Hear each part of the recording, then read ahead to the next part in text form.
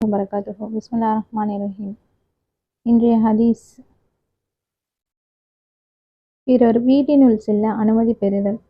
அண்ணல் நபி ஸல்லல்லாஹு அலைஹி வஸல்லம் அவர்கள் தங்களின் இல்லத்தில் இருக்கும் பொழுது ஆமீர் உடைய சந்ததியினரில் ஒருவர் வந்து உள்ளே வர அனுமதி கோரி, நான் உள்ளே வரட்டுமா என்று கேட்டார். அதற்கு அவர்கள், நாம் தம் பணியாளர்களிடம் அவரிடம் சென்று அனுமதி பெறும் முறையை அவருக்கு கற்றுக் கொடுக்குமாறு, அதாவது முதலில் அஸ்ஸலாமு அலைக்கும் என்று கூறுமாறு, பின்னர் தம் உள்ளே வர அனுமதி உண்டா என்று கேட்குமாறும் அவரிடம் கூறும் என்றார்கள். இதனை கேள்வியுற்ற அவர், அஸ்ஸலாமு அலைக்கும், நான் உள்ளே வர அனுமதி உண்டா என்று வினாவினார்.